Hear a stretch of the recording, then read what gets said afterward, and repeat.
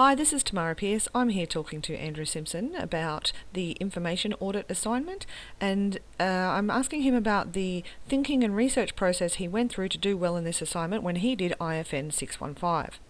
So my first question for you, Andrew, is what organisation did you choose and why did you choose that organisation?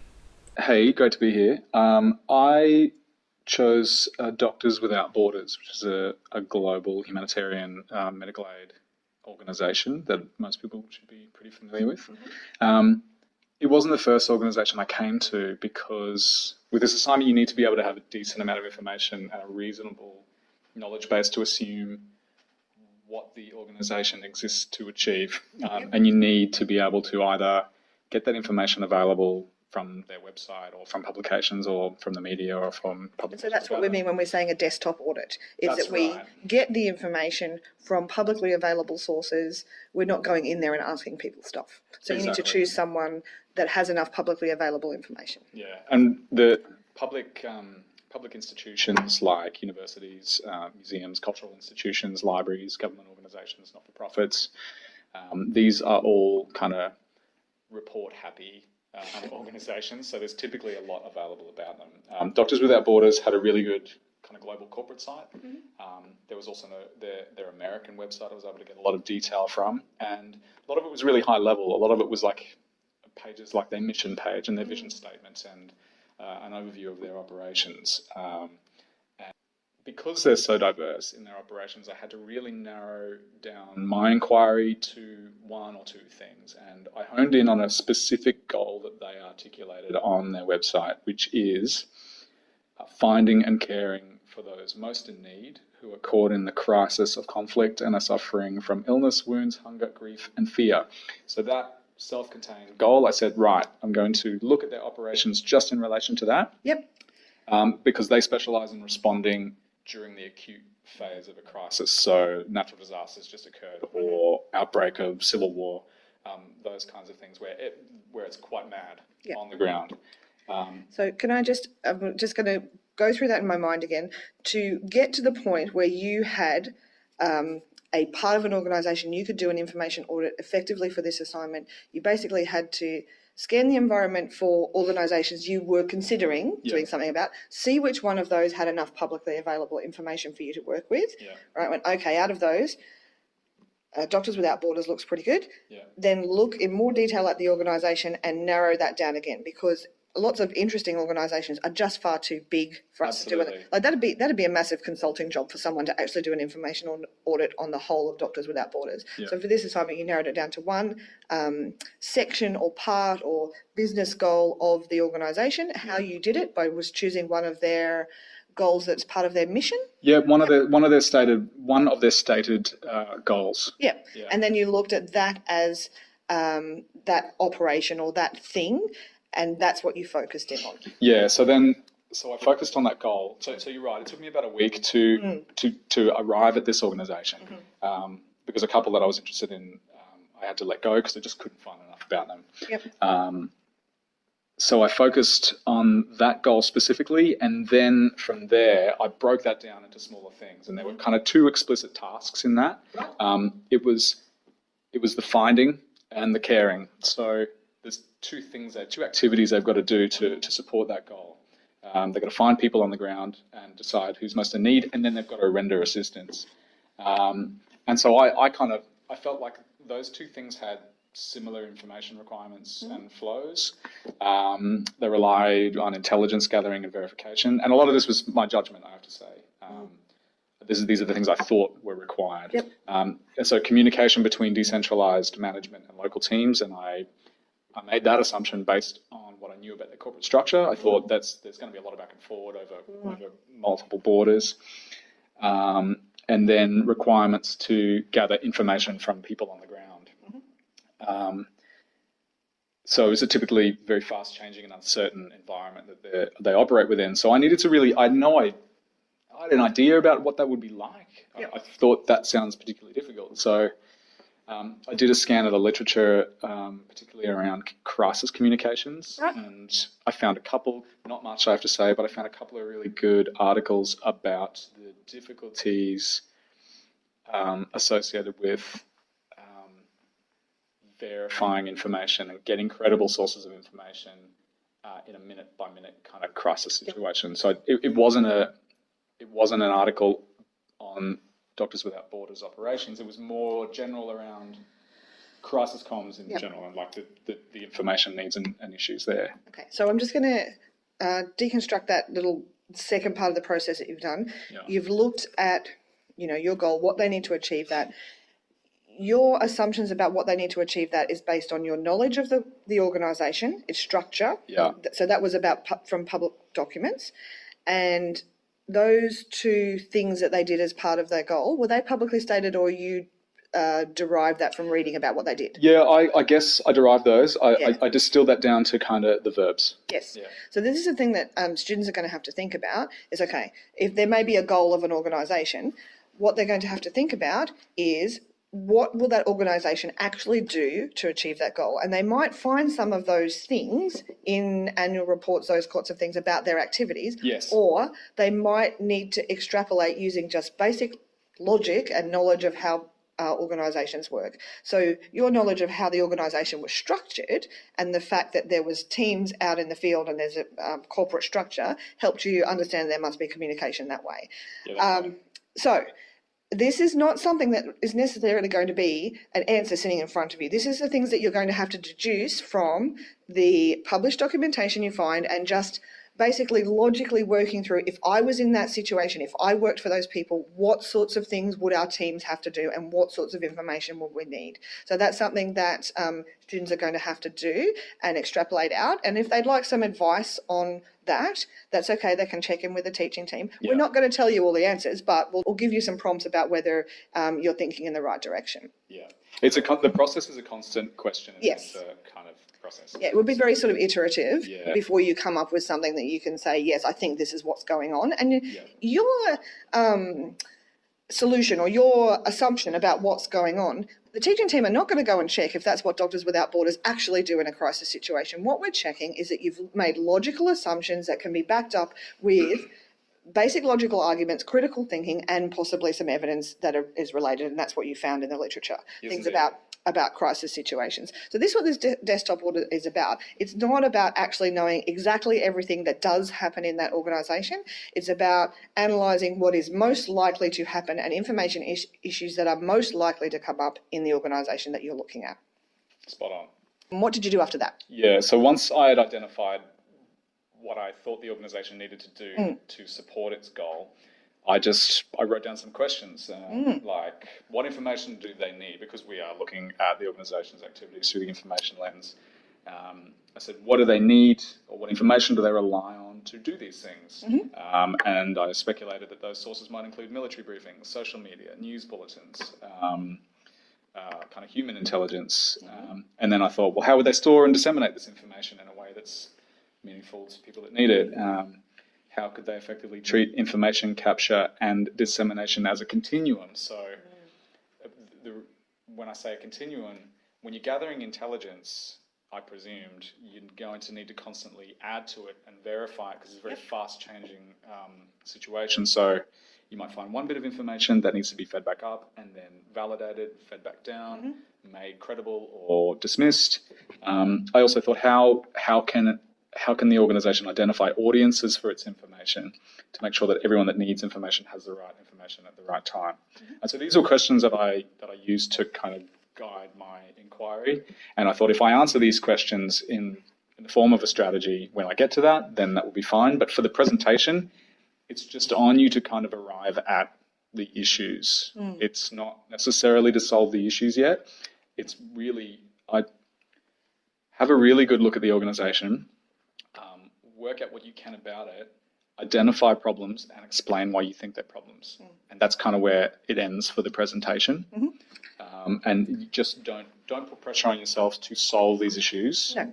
And until you get to you might have started to, you might, because you're doing this reading and this working through, you might be starting to think about that, but that's not something we're looking for in your presentation. We're looking to see that you've done some good analysis of the organisation and you've identified a good issue. And the other thing I would note there is, so Andrew's come up with a couple of issues. There could have been other perfectly valid issues, even in the same context. You might have taken a different lens. You might have focused more on patient information. You've looked more at what seems to me to be environmental information about where to put your teams, how to find people, those sorts of things. Yeah. And your organisation is doing that, but they're also going to be doing medical treatment, and there's a whole level of information you could be looking at that. Yep.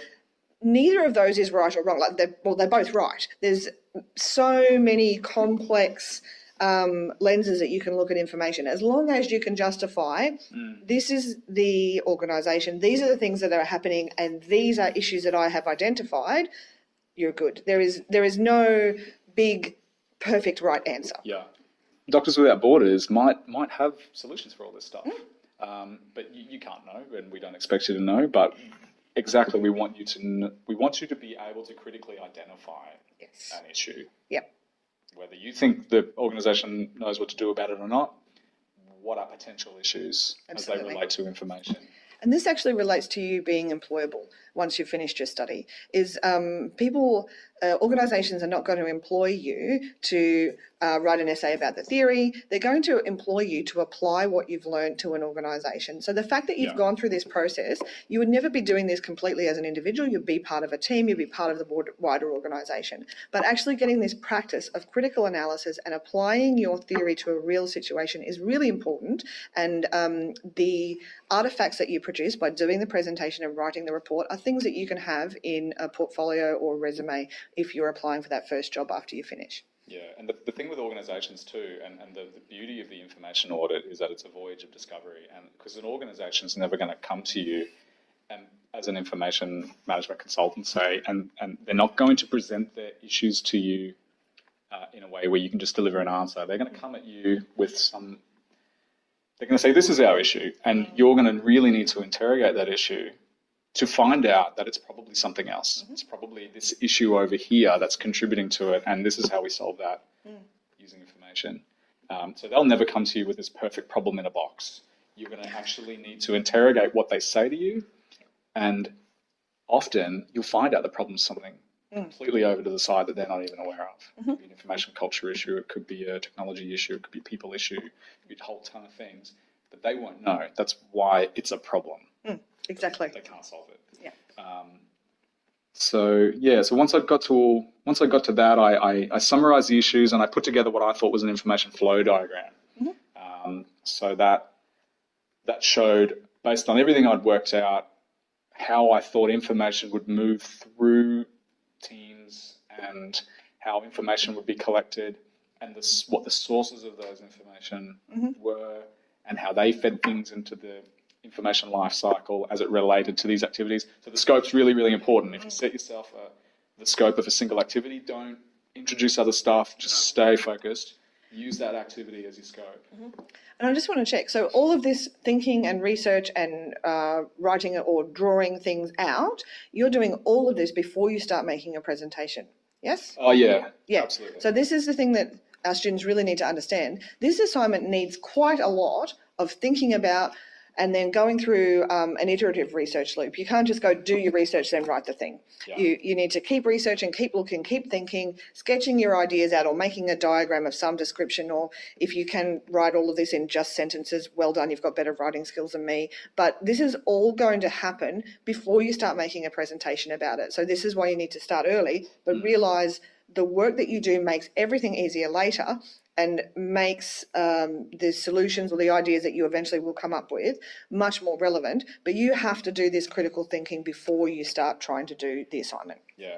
I wrote about just looking at this, it's about a 750-word script, which was, it's effectively a little kind of a self-contained kind of essay, but I wrote that in the back of my mind thinking I'm going to present this, but I didn't touch PowerPoint. I didn't start thinking about slides. I didn't do any of that. I just thought, what is the information I'm trying to convey? What's the narrative about this organisation I'm trying to tell, and how do I substantiate my claims? Yep. All of that had to happen before I fired up my slides. Yep. So, Andrew, I'm just thinking about, you went through this process and you'd worked out your issues, and then you sort of summarised all of that so that you could give your presentation. Yeah. And then you're still thinking about the same organisation and those same issues when you're doing your last assignment. Yeah. So how did you then progress from where you've gotten to by getting up to the first assignment to writing the report? What other work did you do in between? I did a lot more reading about the organisation and did a lot more reading did a much more thorough literature review, just whatever I could find. And just kind of, to put it this way, started adding meat to the bones. Yep. And started thinking about how I would solve the issues. So if I thought, and again, these are all educated guesses too, because a lot of people don't have a lot of detailed experience in large organizations, particularly distributed ones like this. I started fleshing out a rough report structure. So I thought, what are the sections that I need to include in this report? So really, you'd need to spend a lot of time on the structure. And some of the exemplary reports from last semester can help guide your thinking. They're the typical types of things you include in a report. Really, just go and get some very general advice about report writing and structure. Yep. Because it really helps guide your thinking. And you can have some flexibility there too. If you think you need to get granular in certain things, definitely do that. Explore things in a lot of detail, do that. And then I just got to writing. I got to restating the issues and the organizational objectives again. Tried to put the issues in a context, really thoroughly defined the scope, really honed in on that goal. I gave a more thorough overview of the organization because I felt like I really needed to point out that I was focusing on one specific aspect, and I wanted to set it in a broader organizational context to say this is really complex, but we can only deal with this one thing.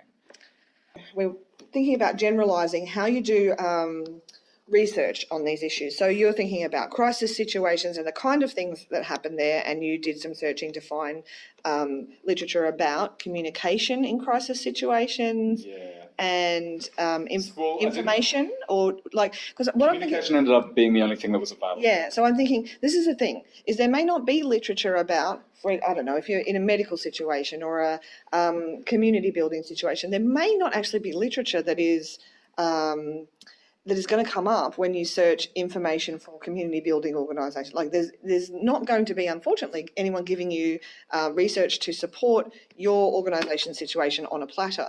Yeah, this is where you have to evaluate and apply the literature. So what you need to do is extrapolate, okay, if they're in a crisis situation and communication is an issue, or intelligence analysis is an issue, or timeliness of analysis, those kinds of things.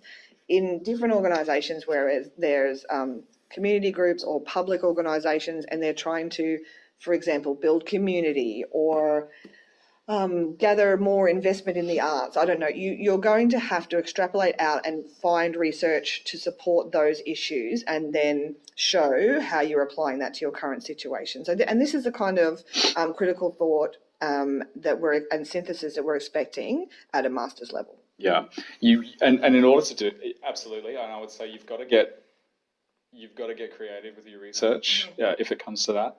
But let the issues you identified in assignment 1 be your guide, because if you can't find stuff that supports the issues you've identified, there's not much point. Yep. Yeah. It needs to relate or support those issues. Mm-hmm.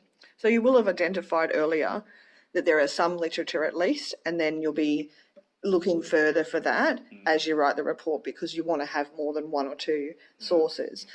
But it would probably be a poor decision to choose issues that there is no or one only source that you can find at that first stage. That's part of your narrowing down and deciding, can I do this organisation and these issues? That's right, and you need to start doing that quite early, well before you get to the audit. I would say before you finish your preso. Yep. Like you mentioned, this is going to be an iterative research piece, so you're constantly having to check in with yourself and say, am I actually going to be able to back this up? Yep. Am I going to be able to back this up? And I had to get, for example, where I was making some judgments probably based on watching spy movies, but They're a great source. right. But intelligence gathering. So I had this idea in my mind about how intelligence is gathered in the field, but I couldn't cite those movies. But I had to go and actually look at the literature and say, well, has anyone looked at this? Has anyone asked this question? And I found something very obscure in a book, that was really a report into the US's involvement in a particular military conflict, and one aspect of the report was intelligence gathering. And in that section of the report, they had mentioned some common issues associated with intelligence gathering. So I went, right, that weird little obscure thing there, kind of, but it matters. That's literature, that answers my question. I'm going to pull it into my report to say, according to this, this is the issue. Absolutely. And so some of the places that you might find relevant information, depending on your organisation and what they're doing, things like occupational health and safety reports, or reviews of incidents, or reviews of particular situations that have gone on, because they will look at what was happening. And one of the things that might have been happening in organisations that have major disasters or problems, or somewhere where there've been a royal commission, whatever, information may be one of those. So there can be some really tangential literature, but you can use it. Yeah, that's an excellent point. I think you start your searching with as narrow a field of inquiry as possible, and then if you're not finding stuff for that specific inquiry, you can just go broad and broad and broad till you find something useful. Cool. All right. Is there anything else that you think would be helpful to our students based on your experience of doing this exercise? I would just reinforce that we don't expect them to have detailed or be able to get detailed information from the organisation. And so that desktop audit idea is just to remember, we don't expect you to know all the answers, and we're not sending you out with a clipboard to actually do a real information audit in these organisations. And there's no kind of pro forma artefact we can give you guys to go and fill in the blanks. You got to kind of come at this almost as a creative exercise. Well, this is very much a problem-solving exercise. It is. But even down to the structure of your report and assignment too. It depends. You've got some freedom there. Again, I'd encourage you to look at the exemplary reports in Blackboard. Thank you so much, Andrew Simpson, for sharing with me your experiences of doing the information audit for IFN615. It's been great chatting to you, and hopefully this is really helpful to our students. Yeah, and as ever, hit us up in the Google Plus community, or send us an email, or stalk us, don't stalk us. Yes, stalking's optional.